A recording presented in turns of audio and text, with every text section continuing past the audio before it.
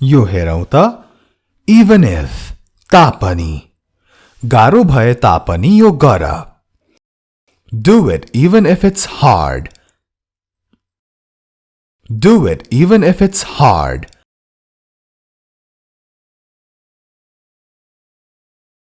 तिमी नयाँ भए तापनि बोल Speak even if you are new. Speak even if you are new.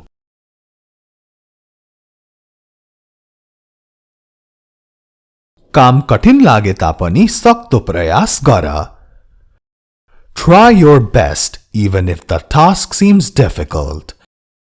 Task भनेको काम, difficult भनेको कठिन, गाह्रो.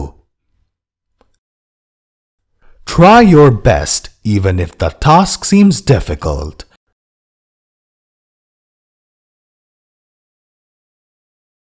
बाटो नभए तापनि म अघि बढ्नेछु Even if there is no road, I will go on.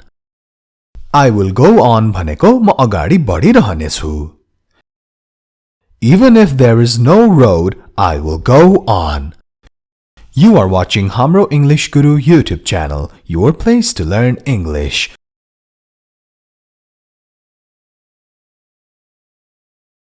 Only if भने मात्र भन्नाले यदि यसो भए मात्र अथवा यदि यसो गरे मात्र तिमी आउँछौ भने मात्र म आउनेछु I will come only if you come.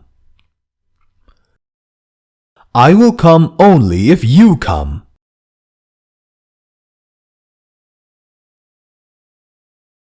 तिमीले खान्छौ भने मात्र म खानेछु I will eat only if you eat. I will eat only if you eat.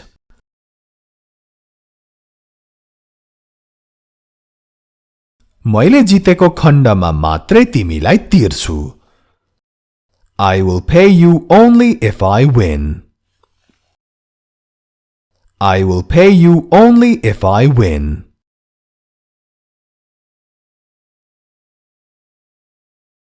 अब यो हेरौं म तिमीलाई भन्छु तर तिमीले अरु कसैलाई नभन्ने हो भन्ने मात्र I'll tell you but only if you don't tell anyone else.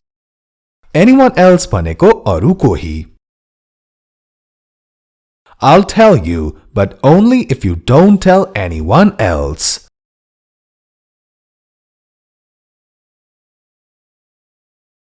मेहनत गरे मात्रै सफलता मिल्नेछ You will be successful only if you work hard. Successful भनेको सफल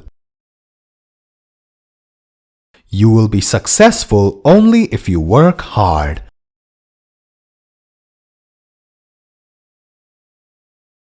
तिमीले किन्यौ भने मात्र पैसा तिर्नु पर्छ You have to pay only if you buy. You have to pay only if you buy.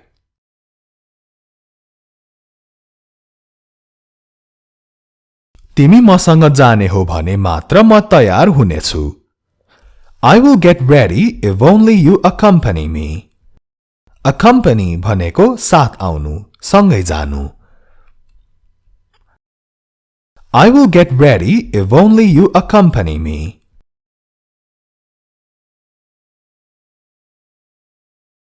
तिमीले चाँडै फिर्ता गर्ने वाचा गर्छौ भने मात्र म यो दिनेछु I will give it only if you promise to return it soon.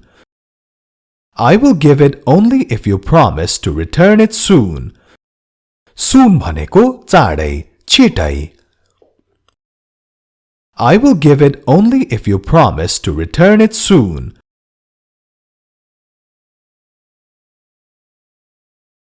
Worth it को अर्थ हुन्छ यसको लायक तिमी यसको लायक छौ You are worth it. You are worth it.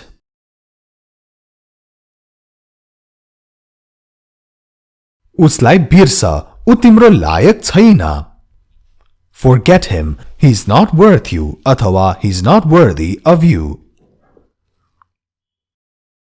Forget him, he's not worth you Forget him. He's not worthy of you.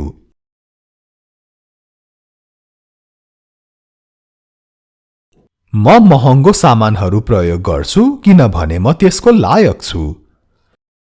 I use expensive goods because I am worth it.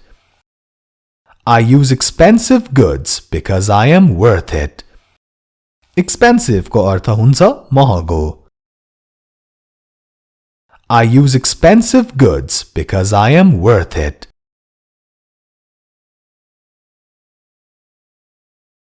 That's enough. अब पुग्यो अथवा भयो अब. अब भयो काममा फर्का. That's enough. Get back to work. That's enough. Get back to work.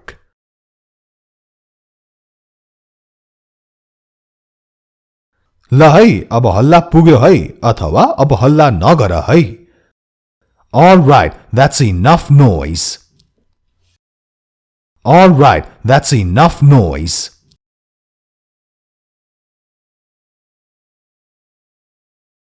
अब यो अर्को वाक्य.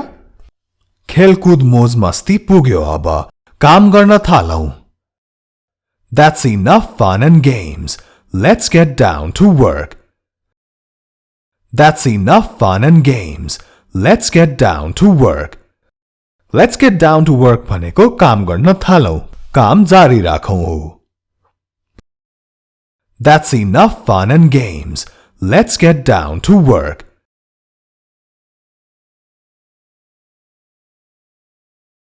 आऊ अब पुग्यो. Come now, that's enough. Come now, that's enough. बच्चालाई अब खेल्न पुग्यो खेल्न बन्द गर भन्नु पर्दा यसरी भनिन्छ. Come now, that's enough. Be sure to subscribe to this channel, हाम्रो English Guru. If you haven't already subscribed, subscribe को छेउमा भएको घण्टीलाई पनि बजाउन नभुल्नुहोला.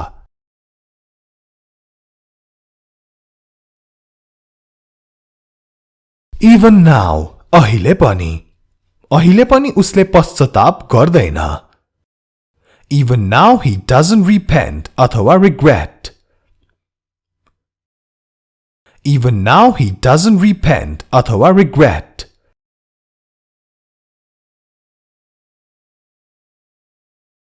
अहिले पनि ढिलो भएको छैन. Even now it is not too late. Not too late भनेको त्यति ढिलो भएको छैन. Even now it is not too late.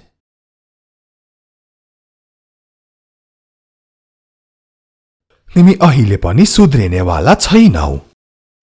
Even now you are not going to get better अथवा even now you are not going to improve. Even now you are not going to get better. Even now you are not going to improve.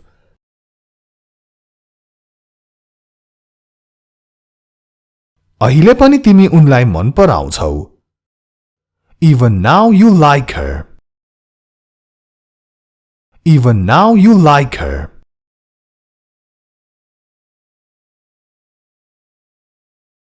अहिले पनि तिमी उस्तै छौ.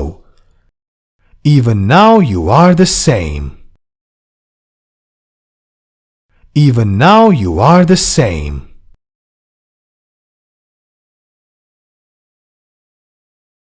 अहिले पनि तिमी त्यही गल्ती गरिरहेका छौ. Even now you are making the same mistake. Even now you are making the same mistake. Mistake को अर्थ गल्ती. Same mistake भनेको उही गल्ती. पहिला एउटा गल्ती भएको थियो, त्यही फेरि गल्ती दोहोऱ्याउँदा यस्तो भनिन्छ. Even now you are making the same mistake.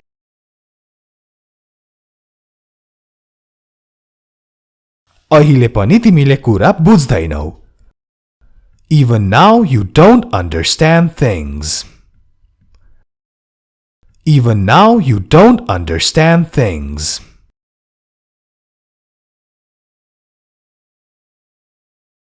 स्पष्ट रूपमा अथवा खुलेर. Frankly. उनले खुलेर कुरा गरे. He spoke frankly. He spoke frankly.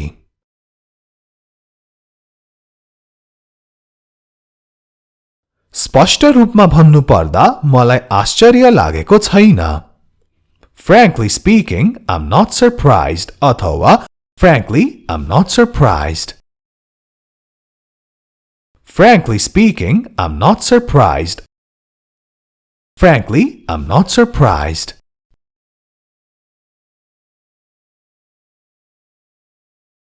म तिमीलाई खुलेर भन्नेछु, कुरा नलुकाई भन्नेछु. I'll tell you frankly. I'll tell you frankly.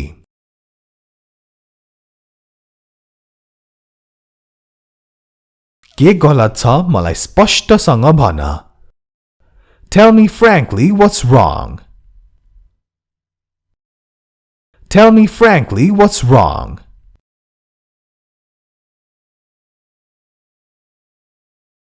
उसले खुलेर जवाफ दियो. He answered frankly. He answered frankly. Answered भनेको जवाफ दिएको. He answered frankly.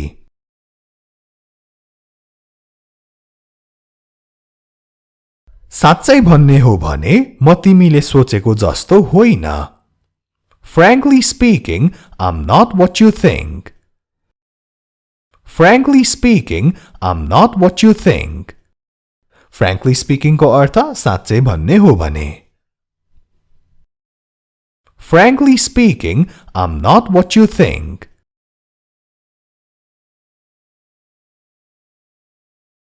साच्चै भन्ने हो भने मलाई वास्ता पनि लाग्दैन. Frankly speaking, I don't even care. Frankly speaking, I don't even care. I don't even care भनेको मलाई मतलब छैन अथवा मलाई वास्ता लाग्दैन. Frankly speaking, I don't even care. आजको भिडियोलाई यति नै. This much for the video. Be sure to like, comment, share and subscribe. See you next time. Take care and have a great day.